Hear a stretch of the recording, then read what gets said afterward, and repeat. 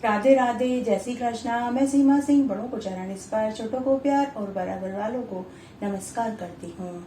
आज मैं आपको एकादशी के दूसरे दिन व्रत का संपूर्ण फल पाने के लिए श्रीमद् गीता के 11वें और 14वें अध्याय को सुनने वाली कथा सुनाने जा रही हूँ। यदि आपने एकादशी का व्रत किया है तो पारण के दिन श्रीमद् गीता के 11वें और 14वें अध्याय के महात्म्य को भी सुनना चाहिए। इससे व्रत का संपूर्ण फल प्राप्त होगा। आइए सबसे पहले हम श्रीमद् गीता का 11वां अध्याय सुनते हैं।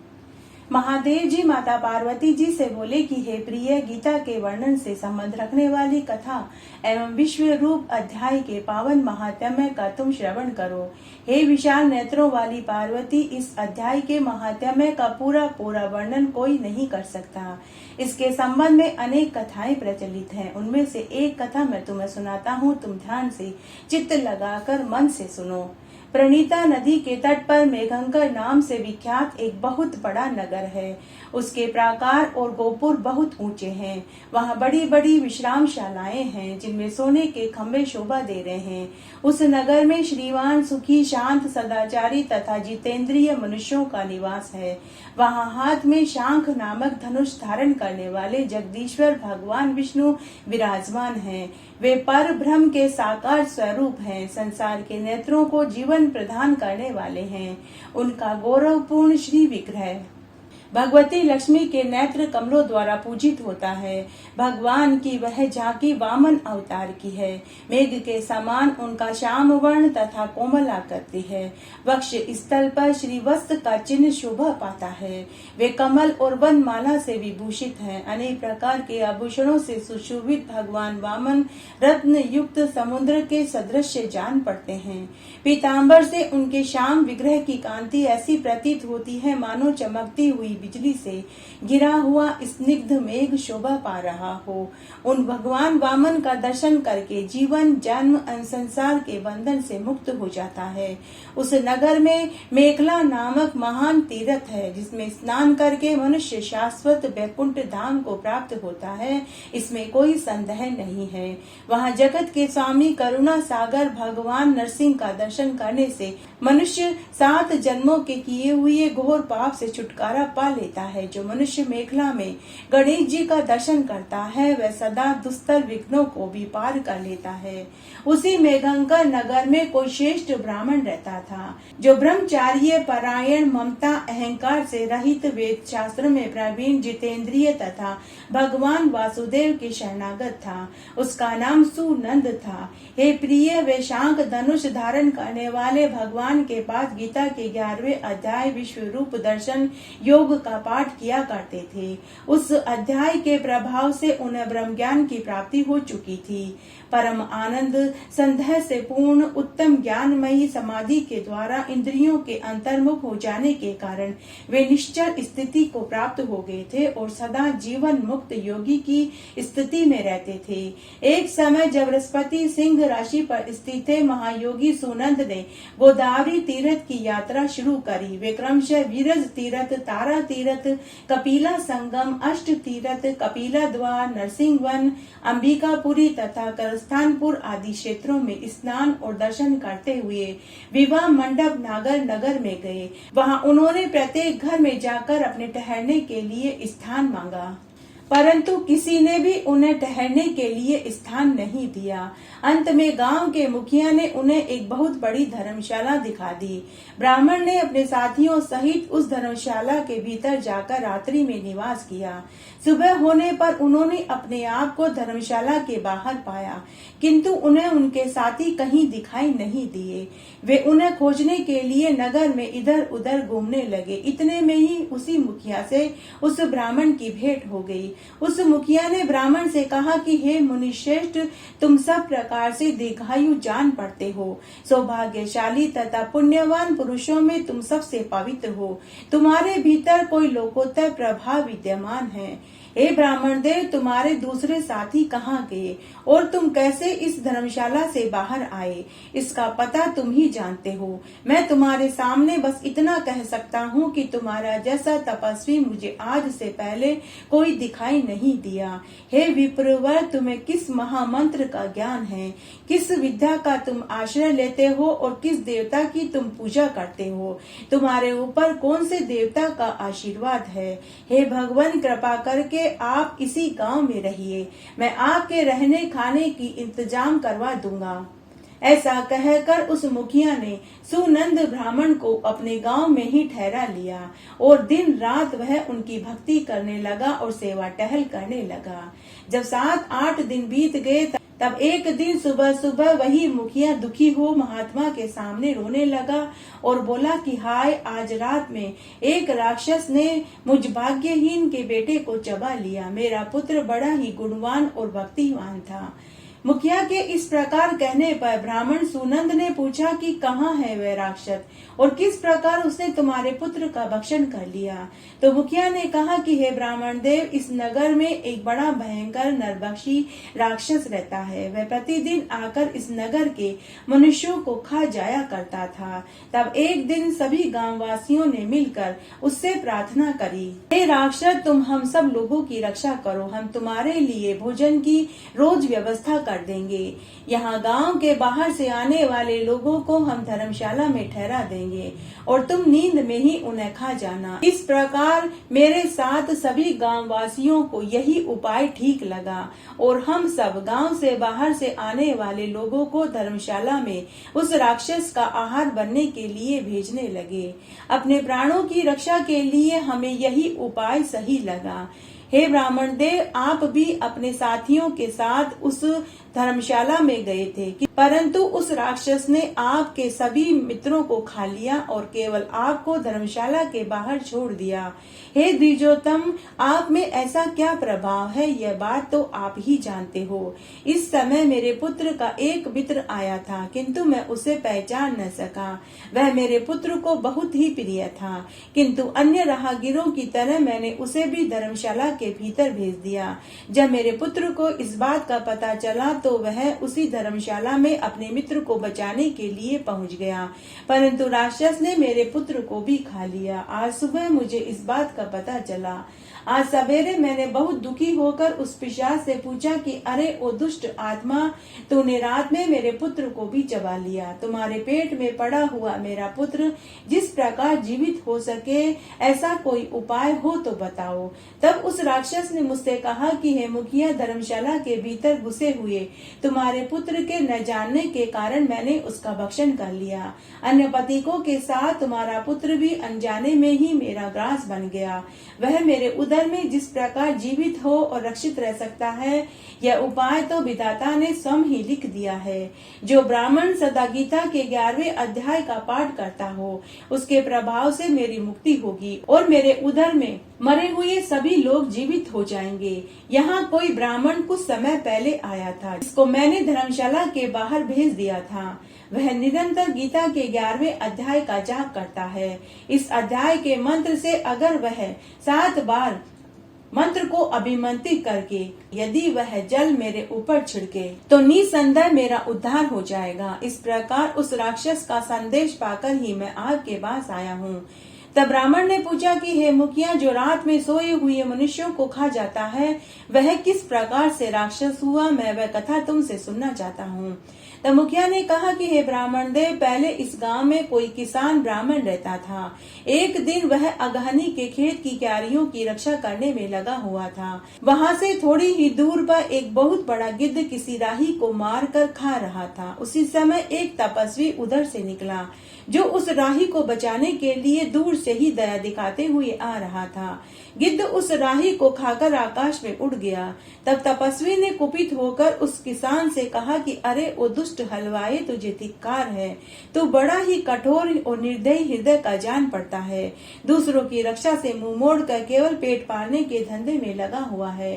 तेरा जीवन ही नष्ट है। अरे जो चोर ढांड वाले जीव, सर्प, शत्रु, अग्नि, विष, जल, गिद्ध, राक्षस, भूत, बेताल आदि आदि के द्वारा घायल हुए मनुष्यों की शक्ति होते हुए भी रक्षा नहीं करता, वह उसके वध के फल का भागी होता है। जो शक्तिशाली होकर भी चोर आदि के चंगुल में फंसे हुए किसी ब्राह्मण को छुड़ाने की चेष्टा नहीं करता, वह घोर नरक का भागी होता है और अगले जन्म में भेड़िए की योनि को प्राप्त होता है। जो वन में मारे हुए गृध्र और व्याघ्र की दृष्टि में पड़े हुए जीव की रक्षा के लिए छोड़ो छोड़ो की पुकार करता है, वह भी परम गति को प्राप्त होता है। जो मनुष्य गाय की रक्षा के लिए व्याघ्र, भील तथा दुष्ट राजाओं के हाथ से मारा जाते हैं, वे भगवान विष्णु के परम पद को प्राप्त होते हैं, जो योगियों के लिए भी दुर्लभ है। सहस्त्र अश्वमेघ यज्ञ और 100 वाजपेयी यज्ञ मिलकर शरणागत रक्षा की 16वीं कला के बराबर भी नहीं कहे जा सकते। दीन तथा भयभीत जीव की उपेक्षा करने से पुण्यवान पुरुष भी समय आने पर कुंभीपाक नामक नरक में पकाए जाते हैं। अरे दुष्ट, गिद्ध के द्वारा खाए जाते हुए राहगीर को देखकर भी तूने उसे बचाया नहीं, तूने उसकी रक्षा नहीं करी, इसलिए तू निर्दयी जान पड़ता है। अतः मैं तुझे शाप देता हूँ कि तू इसी क्षण राक्षस हो जा। तभी हलवाहा उस साधु से बोला कि हे महात्मन, मैं यहाँ उपस्थित अवश्य था, किंतु मेरे नेत्र बहुत देर से खेत की रक्षा में लगे हुए थे, अतः पास होने पर भी गिद्ध के द्वारा मारे जाते हुए राहगीर को मैं नहीं देख सका। अतः मुझ दीन पर कृपा करो, कृपया आप अपने इस शाप को वापस ले लीजिए, या फिर आप शाप मुक्ति का कोई उपाय बता दीजिए। तब उस तपस्वी ब्राह्मण ने हलवाही से कहा कि मैं अपने दिए हुए शाप को वापस तो नहीं ले सकता, परंतु मैं तुझे शाप मुक्ति का उपाय बताता हूँ। जो प्रतिदिन गीता के 11वें अध्याय का जाप करता हो, उस मनुष्य के द्वारा अभिमंत्रित जल जब तुम्हारे मस्तक पर पड़ेगा, उसी समय तुम्हें शाप से मुक्ति मिल जाएगी। ऐसा कहकर वह तपस्वी ब्राह्मण चला गया और वह हलवाहा उसी क्षण राक्षस की योनि को प्राप्त हो गया। उसके बाद मुखिया सुनंद ब्राह्मण से बोला कि हे द्विश्रेष्ठ, अब तुम मेरे साथ उस धर्मशाला में चलो और गीता के 11वें अध्याय के जल को अभिमंत्रित करके उस राक्षस पर छिड़क दो, ताकि उसको मुक्ति मिल जाए। मुखिया की सारी प्रार्थना सुनकर ब्राह्मण का हृदय करुणा से भर गया। वह बोला, ठीक है, तुम मुझे उस राक्षस के पास लेकर के चलो। उसके बाद सुनंद ब्राह्मण मुखिया के साथ धर्मशाला में गया और सुनंद ब्राह्मण ने विश्व रूप दर्शन नामक 11वें अध्याय से जल को अभिमंत्रित करके उस राक्षस के मस्तक पर छिड़क दिया। गीता के 11वें अध्याय के प्रभाव से वह राक्षस शाप से मुक्त हो गया और उसने राक्षस की देह त्याग कर चतुर्भुज रूप धारण कर लिया। उसने जिन सहस्त्र पथिकों का भक्षण किया था, वे सभी शंख चक्र गदा धारण करके चतुर्भुज रूप के हो गए। उसके बाद वे सभी एक विमान में सवार हो गए। इतने में ही मुखिया ने राक्षस से कहा कि हे निशाचर, इनमें से मेरा पुत्र कौन सा है, उसे तुम मुझे दिखाओ। उसके यूं कहने पर दिव्य बुद्धि वाले राक्षस ने कहा कि ये जो तमाल के समान श्याम 4 भुजाधारी माणिक्यमय मुकुट से सुशोभित तथा दिव्य मणियों के बने हुए कुंडों से अलंकृत है, हार पहनने के कारण जिसके कंधे मनोहर प्रतीत हो रहे हैं, जो सोने के भुजबंदों से विभूषित है, कमल के समान जिनके नेत्र हैं, स्निग्ध रूप है, हाथ में कमल लिए हुए हैं और दिव्य विमान में बैठकर वे देवत्व को प्राप्त हो चुके हैं, इन्हीं को तुम अपना पुत्र समझो। यह सुनकर मुखिया ने उसी रूप में अपने पुत्र को देखा और उसे घर ले जाना चाहा। यह देखकर उसका पुत्र मुस्कुराने लगा और अपने पूर्व जन्म के पिता से कहने लगा, हे मुखिया, कई बार तुम भी मेरे पुत्र हो चुके हो। पहले मैं तुम्हारा पुत्र था, किंतु अब मैं देवत्व को प्राप्त हो चुका हूँ। इन ब्राह्मण देवता के प्रसाद से मैं वैकुंठ धाम को जाऊंगा। देखो, यह निशाचर भी चतुर्भुज रूप को प्राप्त हो गया है। गीता के 11वें अध्याय के महात्म्य से यह सब लोगों के साथ श्री विष्णु धाम को जा रहा है। अतः तुम भी ब्राह्मण देव से गीता के 11वें अध्याय का अध्ययन करो और निरंतर उसका जाप करते रहो। इसमें कोई संदेह नहीं कि तुम्हारी भी ऐसी ही उत्तम गति प्राप्त होगी। हे तात, मनुष्यों के लिए साधु पुरुषों का संग सर्वदा दुर्लभ होता है और वह भी इस समय तुम्हें प्राप्त हुआ है। अतः अपना अभिष्ट सिद्ध करो। धन, भोग, दान, यज्ञ, तपस्या, पूर्व कर्मों से क्या लेना देना है। विश्व रूप अध्याय के पाठ से ही परम कल्याण की प्राप्ति होती है। पूर्णानंद संधव स्वरूप श्री कृष्ण नामक ब्रह्म के मुख से कुरुक्षेत्र में अपने मित्र अर्जुन के प्रति जो अमृत में उपदेश निकला था, वही श्री विष्णु का परम तात्विक रूप है। तुम उसी का चिंतन करो, वह मोक्ष के लिए प्रसिद्ध रसायन है। संसार भय से डरे हुए मनुष्यों की आदि व्याधि का विनाशक तथा अनेक जन्म के दुखों का नाश करने वाला है। मैं उसके सिवा दूसरे किसी साधन को ऐसा नहीं देखता, अतः तुम उसी का अभ्यास करो। महादेव जी आगे बोले कि हे पार्वती, ऐसा कहकर वे सबके साथ श्री विष्णु के परमधाम को चले गए। उसके बाद उस मुखिया ने ब्राह्मण सुनंद के मुख से गीता के 11वें अध्याय का श्रवण किया। फिर वे दोनों ही इस महात्म्य को सुनने के बाद मरने के बाद विष्णु लोक को चले गए। हे पार्वती, इस प्रकार मैंने तुम्हें गीता के 11वें अध्याय के महात्म्य और कथा को सुनाया। इस कथा के सुनने मात्र से महान पातकों का भी नाश हो जाता है। आइए अब हम गीता के 14वें अध्याय को सुनते हैं। उसके बाद श्री कृष्ण भगवान बोले कि हे अर्जुन, ज्ञानों में भी अति उत्तम परम ज्ञान को मैं फिर से तुम्हें कहूंगा, जिसको जानकर सब मुनिजन इस संसार से मुक्त होकर परम सिद्धि को प्राप्त होते हैं। हे अर्जुन, इस ज्ञान को आश्रय करके अर्थात धारण करके मेरे स्वरूप को प्राप्त हुए पुरुष सृष्टि के आदि में पुनः उत्पत्ति नहीं होती और प्रलय काल में भी व्याकुल नहीं होते, क्योंकि उनकी दृष्टि में मुझ वासुदेव से भिन्न और कोई वस्तु है ही नहीं। हे अर्जुन, मेरी महत्व ब्रह्म रूप प्रकृति अर्थात त्रिगुण में माया संपूर्ण भूतों की योनि है, अर्थात गर्भाधान का स्थान, और मैं उस योनि में चेतन रूप बीज को स्थापन करता हूँ। उस जड़ चेतन के संयोग से सब भूतों की उत्पत्ति होती है। हे अर्जुन, नाना प्रकार की सब योनियों में जितनी मूर्तियां अर्थात शरीर उत्पन्न होते हैं, उन सब की त्रिगुणमयी माया को गर्भ को धारण करने वाली माता है, और मैं बीज को स्थापन करने वाला पिता हूँ। हे अर्जुन, सत्व गुण, रजोगुण, तमोगुण ऐसी यह प्रकृति से उत्पन्न हुए तीनों गुण इस अविनाशी जीवात्मा को शरीर में बांधते हैं।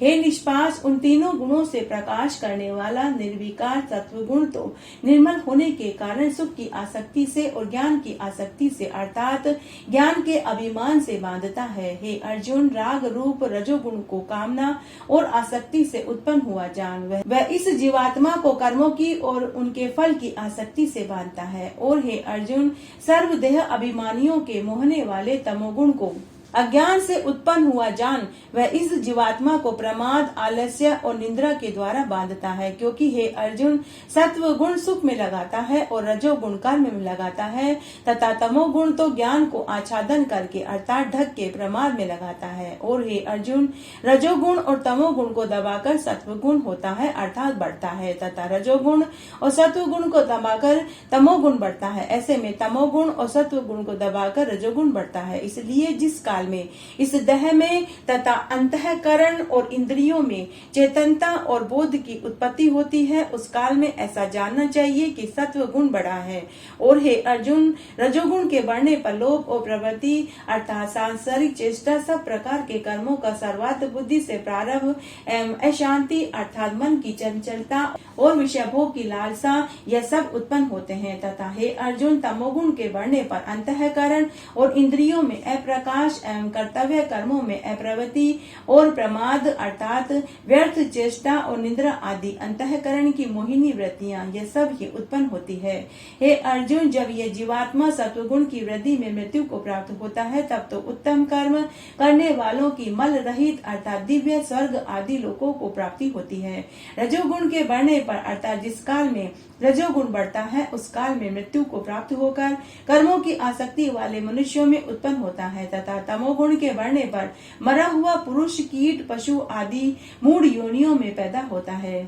क्योंकि सात्विक कर्म का तो सात्विक अर्थात सुख, ज्ञान, वैराग्य आदि निर्मल फल कहा है और राजस का कर्म का फल दुख एवं तामस कर्म का फल अज्ञान कहा है। सत्व गुण से ज्ञान उत्पन्न होता है और रजोगुण से निसंदेह लोभ उत्पन्न होता है तथा तमोगुण में प्रमाद, मोह उत्पन्न होता है और अज्ञान भी पैदा होता है। इसलिए सत्व गुण में स्थित हुए पुरुष स्वर्ग आदि उच्च लोकों को जाते हैं और रजोगुण में स्थित राजस पुरुष मध्य में अर्थात मनुष्य लोक में रहते हैं एवं गुण के कार्य रूप निद्रा, प्रमाद, आलस्य में स्थित हुए तामस पुरुष अधोगति को अर्थात कीट, पशु, नीच योनियों को प्राप्त होते हैं। हे अर्जुन, जिस काल में दृष्टा अर्थात समष्टि चेतन में एक ही भाव से स्थित हुआ साक्षी पुरुष तीनों गुणों के सिवा अन्य किसी को करता नहीं देखता अर्थात गुण ही गुणों में बरतते हैं ऐसा देखता है और तीनों गुणों से अति परे सच्चिदानंद घन स्वरूप मुझ परमात्मा को तत्व से जानता है, उस काल में वह पुरुष मेरे स्वरूप स्वरूप को प्राप्त होता है तथा यह पुरुष इन स्थूल शरीर की उत्पत्ति के कारण तीनों गुणों को उल्लंघन करके जन्म, मृत्यु, वृद्धावस्था तथा सब प्रकार के दुखों से मुक्त हुआ परम आनंद को प्राप्त होता है। इस प्रकार भगवान के रहस्य युक्त वचनों को सुनकर अर्जुन ने पूछा कि हे पुरुषोत्तम, इन तीनों गुणों से अतीत हुआ पुरुष किन किन लक्षणों से युक्त होता है और किस प्रकार के आचरण वाला होता है तथा हे प्रभु, मनुष्य किस उपाय से इन तीनों गुणों से अतीत होता है। इस प्रकार अर्जुन के पूछने पर श्री कृष्ण भगवान बोले कि हे अर्जुन, जो पुरुष सत्वगुण के कार्य रूप प्रकाश को,